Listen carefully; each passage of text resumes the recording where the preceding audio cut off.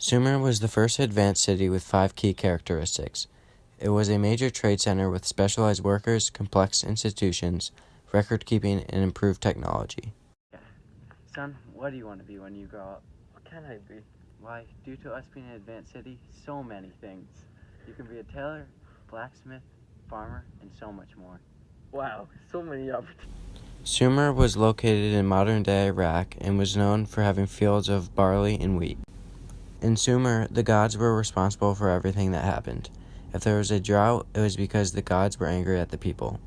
One of the gods were Enlil, who was in control of storms in the air. He protected the people from evil demons who caused disease. Women had more power in this society, and some even learned to read and write. The first social classes were created, with kings and priests on top, merchants underneath them, common people next, and lastly were slaves. Some slaves could buy their freedom, but slaves captured from war could not. The Sumerians invented the first wheel, sail, and plow.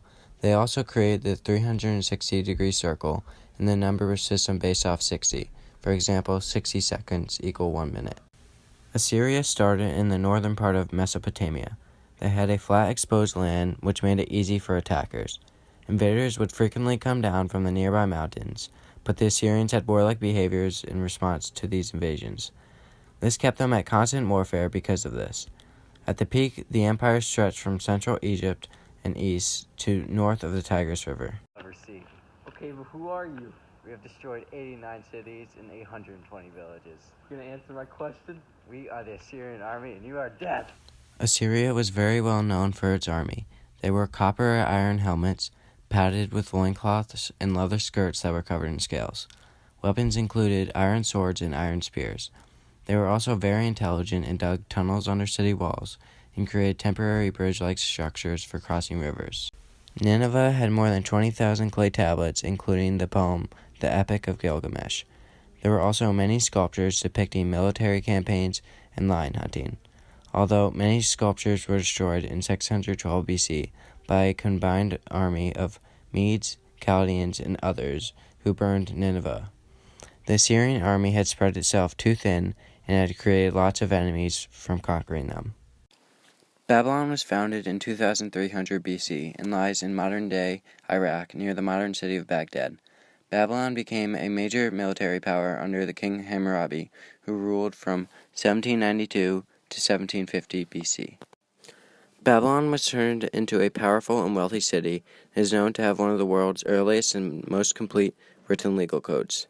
This code was known as the Code of Hammurabi and helped Babylon surpass other cities. However, Babylon fell apart after Hammurabi's death, and nothing came of it until 626 BC, when the Chaldeans became in control of Babylon. One of Babylon's leaders was Hammurabi.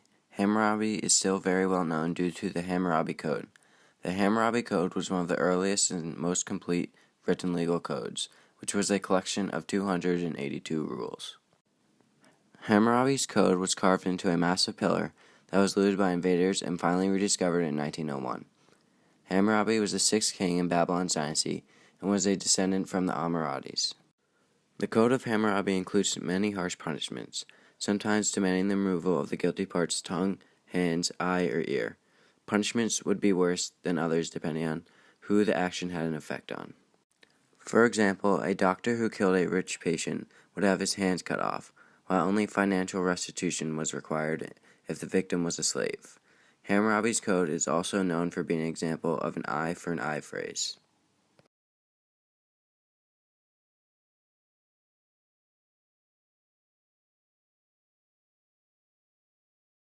After a civil war in Muslim Asia, a family known as the Umayyads came to power. The Umayyads moved the Muslim capital to Damascus. This location, away from Mecca, made controlling conquered territories easier.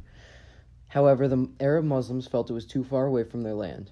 On top of that, they created the Sunni-Shia split, due to them not fully respecting the Islamic culture, wanting money, and having riches rather than helping the poor. One of the main things that the Umayyads did was eventually change the kingdom into an Islamic-believing state. They did not start out this way, however gained the support of Muhammad when they did. The Umayyads had made a good run with military expansion, however it came to an end after they tried to move into France. They failed, and no more advancements were made within the family's time of ruling.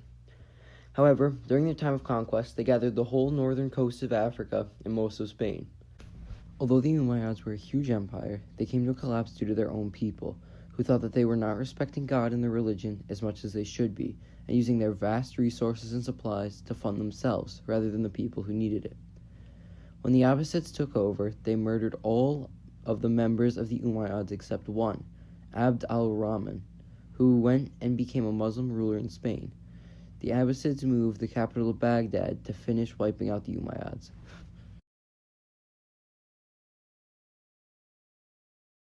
The Abbasid dynasty, on a map, went from Morocco and the Sahara to the Arabian Peninsula all the way to Persia. The Abbasids moved the capital of the empire from Damascus to Baghdad. Baghdad is located in between the Tigris and the Euphrates. The Abbasids overthrew the Umayyads in 750 AD. The Abbasids were a theocracy and ruled for Islam. The intentions of the Abbasids were to restore the empire to a wholly Islamic nation, rather than the Umayyads, who had focused on making it their own personal empire. Many times there were internal power struggles between the leader by law and the religious scholars on what the empire should do. The Abbasids were finally overthrown in 1258 by the Mongolians. The military of the Abbasids used lamellar, leather, or padded cloth armor. Their weapons included spears, curved swords, straight short swords, wooden shields reinforced with leather or iron, short bows that could be used on horseback, bows, javelins, hand axes, battle axes, clubs, and knives. Build the spear wall! Quickly! They're coming on horses! Hold strong! The Seljuks were a monarchy with emperors instead of kings. In the 10th century, they were started by Turkish peoples from Russia and Central Asia and settled near the Jaxartes River.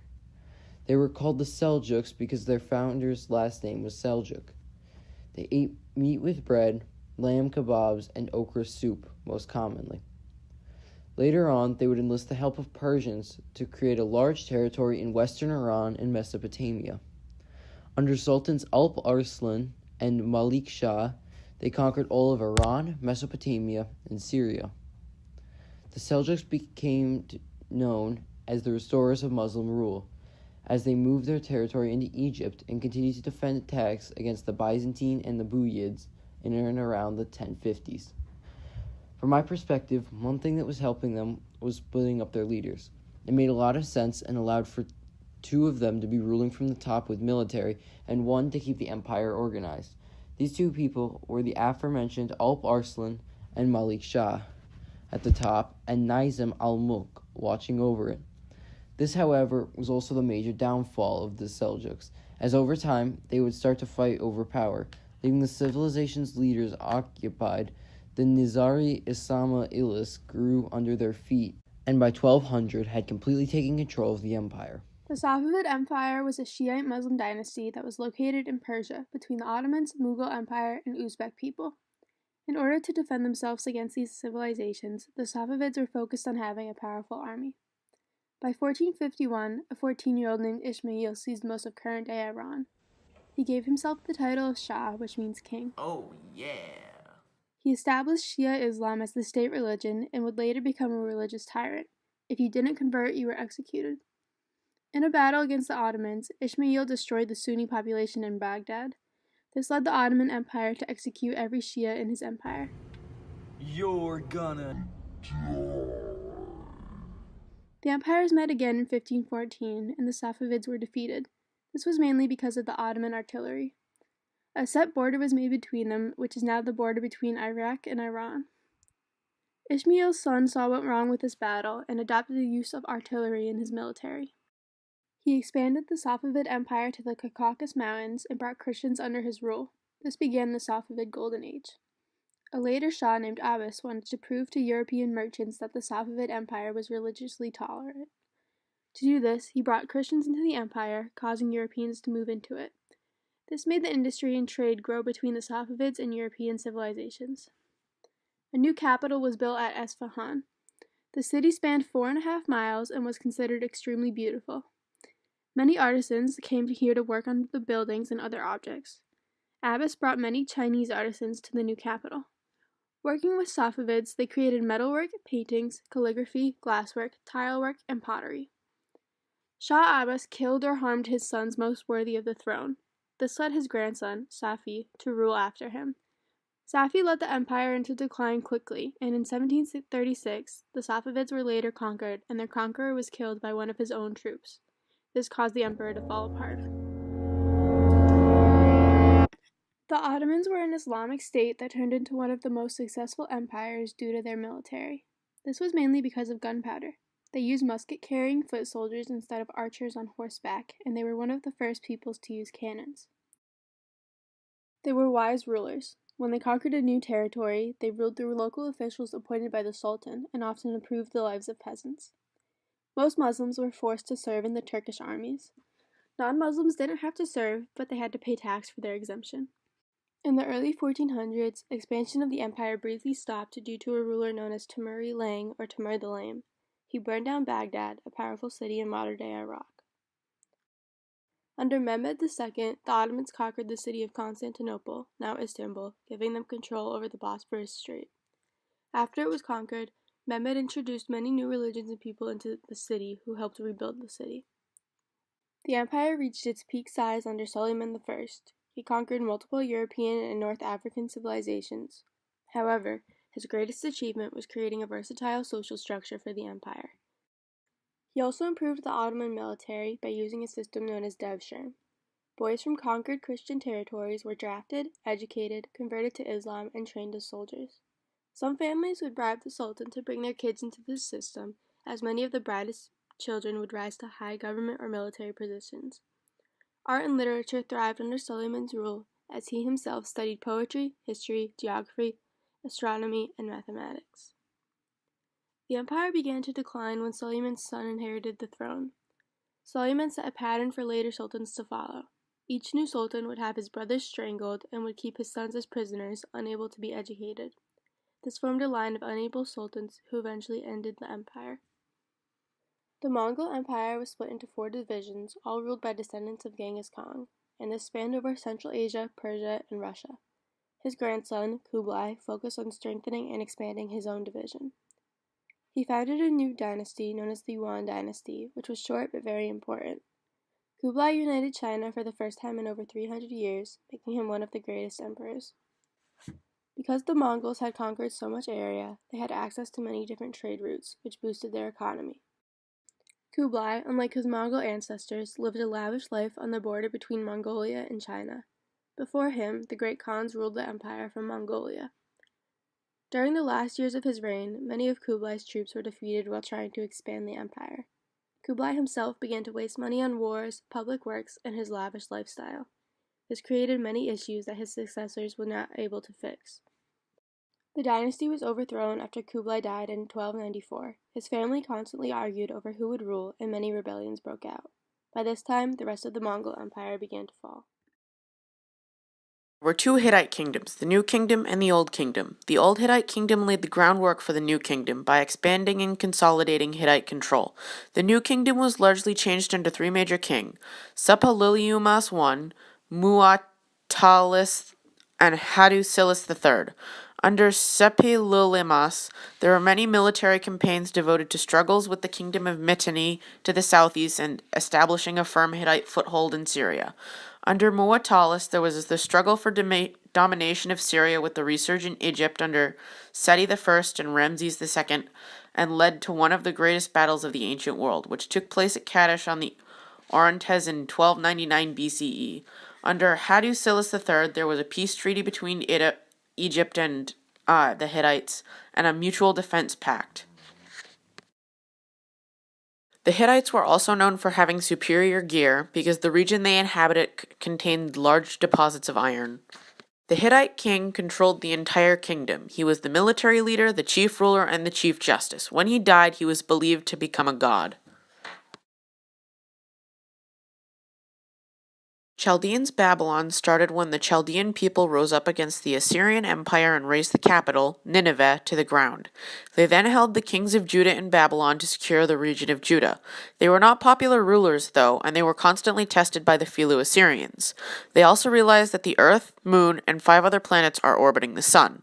One of the primary leader of the Chaldeans, Nebuchadnezzar, built the Hanging Gardens of Babylon, one of the 7 wonders of the world, until it was felled by Babylon priests, bitter at Semitic ruling, and who invited in the Persians. Persia was an extremely large company that was well set up. As a general rule, they would go in and not destroy local economies for immediate Persian gain, but leave them set up. They also had universal laws, although Persians were exempt from taxes. They also created a standardized currency and standardized weights.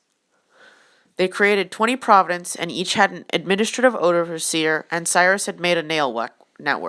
Eventually, Darius made the first 16,000-mile-long royal road to expedite mail travel.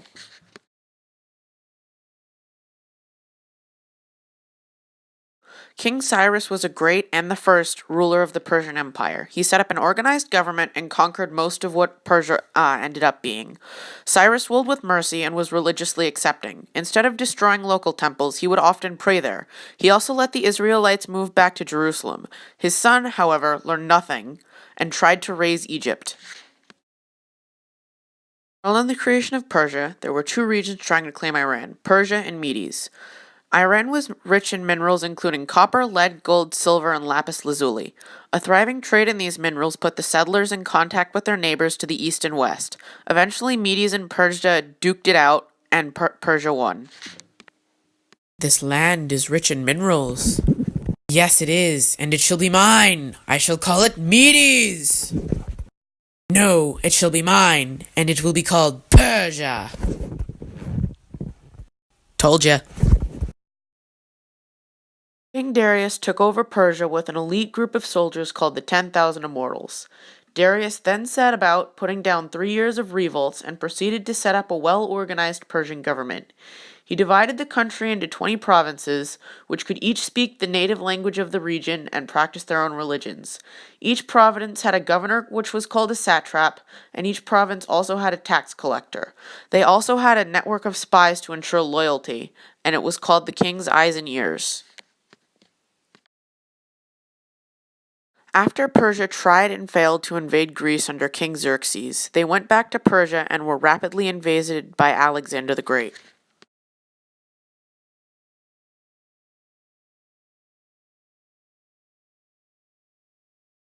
Alexander the Great was a legendary ancient conqueror that took over all of the known world. He was also responsible for one of the 7 great wonders of the world, the Alexandrian Lighthouse. His only weakness was a tired army, which stopped him in the end. Sir, the troops would like to stop marching. Tell them to move onward. We will conquer all of India. The men would like to see their wives, sir. We will bring the wives to us. Sir, Billy's everything is broken.